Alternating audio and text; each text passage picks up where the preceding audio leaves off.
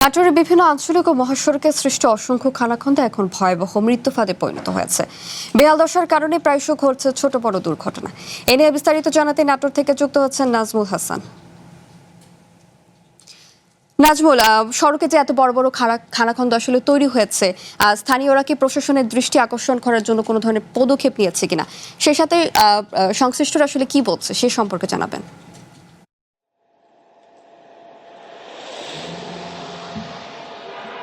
শাওন, আপনি যেমনটি বলছিলেন, নাটোরের আসলে যে মহাসড়কগুলো রয়েছে, এই মহাসড়কগুলো এখন প্রতিনিয়ত মৃত্যু ফাঁদে পরিণত হয়েছে। প্রতিদিন সকাল থেকে রাত পর্যন্ত কিন্তু সড়ক এবং মহাসড়কের বিভিন্ন স্থানে একের পর এক দুর্ঘটনার সংবাদ আমরা পেয়ে থাকি। প্রতিদিন নিহত আহত কোনো না কোনো স্থানে এই ঘটনাগুলো ঘটছেই।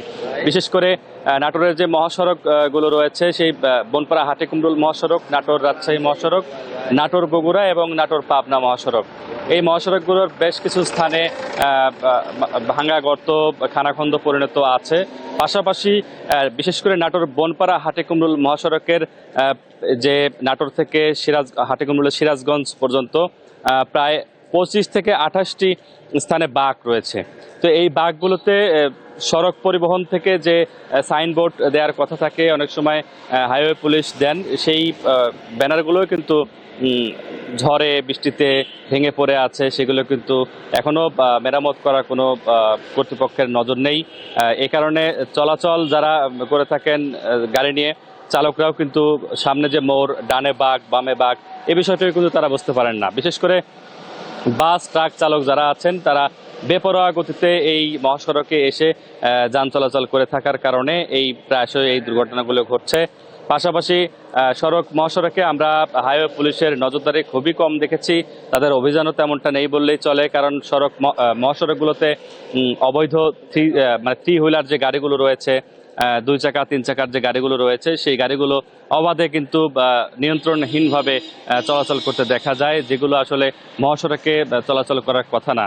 পাশাপাশি অনেক মহাসড়ক যে খানাখন্দ পরিণত হয়েছে, সেই খানাখন্দে মাঝে মাঝে ইট সুরকি দিয়ে প্রশাসন বা এলজিডি রোডসের যে কর্মকর্তারা আছেন, তারা দেখি যে মাঝে মাঝে তারা এই খানাখন্দ ভরাট করার চেষ্টা করছেন, কিন্তু এতে করেও কিন্তু ওই যে ইট সুরকি থাকার কারণে মাঝে মাঝেই এই ইট সুরকি আবারও উঠে যাচ্ছে এবং এই বড় ধরনের খানাখন্দ থাকার কারণে এই দুর্ঘটনাগুলো ঘটছে।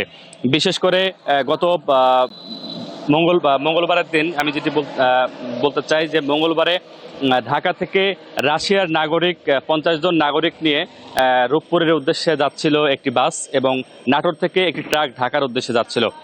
নাটোরের গুরুদাসপুর উপজেলার অর্থাৎ বনপাড়া হাটিকুমরুল মহাসড়কের যে তালবাড়িয়া এলাকা রয়েছে, তালবাড়িয়া মহাসড়ক এলাকায় ট্রাক এবং বাসের মুখোমুখি সংঘর্ষ হয়। সেই সংঘর্ষে কিন্তু ঘটনাস্থলে ট্রাকের যে চালক ছিল, সে চালক কিন্তু নিহত হন, এবং সবচেয়ে আশ্চর্যজনক যে বিষয়টি হলো, সেটি হচ্ছে ট্রাকের যে হেল্পার ছিল, সেও নিহত হন। সেই হেল্পারের বয়স ছিল কিন্তু মাত্র 12 থেকে 13 বছর, আমরা লক্ষ্য করেছি।